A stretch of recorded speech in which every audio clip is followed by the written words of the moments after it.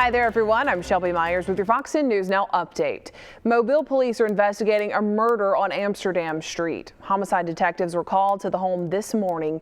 When our crews arrived around 12:30, the man's body was taken out of the home on the 1200 block of Amsterdam Street. Family was there but didn't want to talk.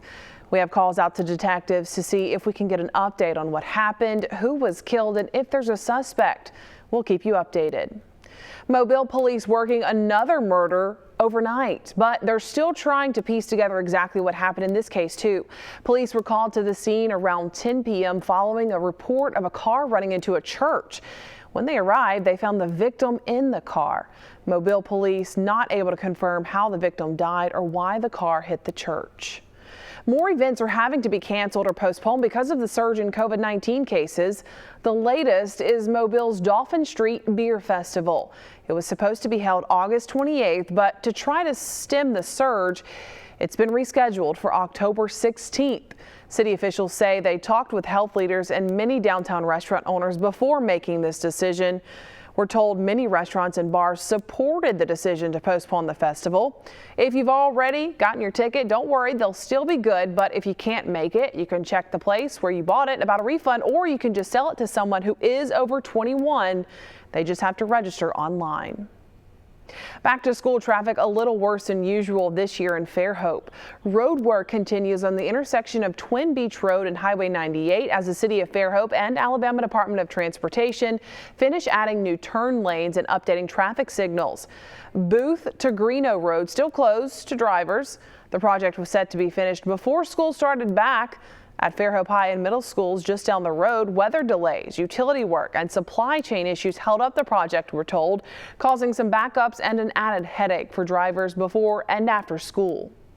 But we're hoping to have that open pretty quickly. We know it's impacting school traffic and really wanted it to be open before school started, but it's just these improvements are necessary. Mayor Sullivan says they hope to have the project done by the end of the month. Until then, Fairhope police are directing traffic before and after school. Student traffic is being redirected through Founders Park off Founders Drive. And speaking of Fairhope, just weeks after its ribbon cutting, students are filling the Freshman Academy at Fairhope High School. The new facility sits in between Fairhope High and middle school, allowing incoming freshmen a smoother transition into high school, while also making room for growth as enrollment and population skyrocket in Baldwin County and the Eastern Shore. More than 400 ninth graders filling its halls right now, and FHS Principal John Cardwell says both they and his staff are adjusting well to the new building. Cardwell says the academy has also given the school more room to spread out and social distance, especially during times like class change and lunch.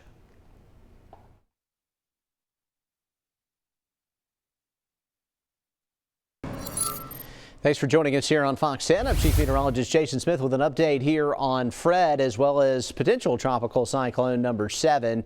And looking at it here, both of these two systems are still not yet in the Gulf of Mexico. We'll start with Fred, and the modeling on Fred has shifted a little to the west, and that means it may be more of an issue for at least the Florida Panhandle as it approaches the coast this weekend. We will see in time. We're expecting a new update from the National Hurricane Center, and we'll have that for you coming up on Fox 10 News this evening. Here's a look at the official forecast track, and it has shifted, and it shows that Mobile and Baldwin counties are actually still in the cone, as well as Pensacola. So really, it is possible that this could be a system that makes landfall somewhere across the far western Florida Panhandle and will have some impact on our weather. We are expecting it to be a moderate tropical storm, so we want to help keep that in perspective. We're not expecting it to become a monster storm, but this is the new track from the National Hurricane Center as of the 4 o'clock advisory, and so the more likelihood of it coming over at least a portion of our forecast area is starting to be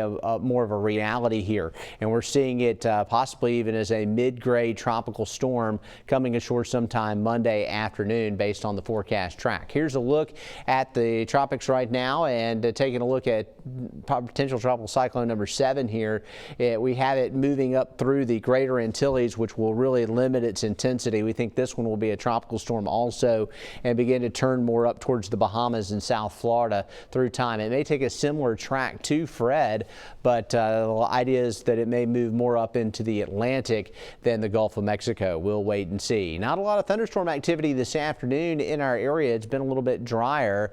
The potential tropical cyclone number 7, if it gets a name, I do want to mention it will be Grace. And taking a look at what's happening with the heat index this afternoon, it has been very, very high. So we're up around 100 degrees with the heat index. So forecast-wise for tomorrow, it looks like we'll have an ordinary summertime day with scattered showers and thunderstorms popping up in the afternoon. A 50% rain chance tomorrow as we head into your weekend. Temperatures overnight around 75, back into the low 90s with the forecast. And to look at the temperatures over the next couple of days, pretty toasty on Saturday, backing off a little as that tropical system passes by. Thanks for joining us here on Fox 10.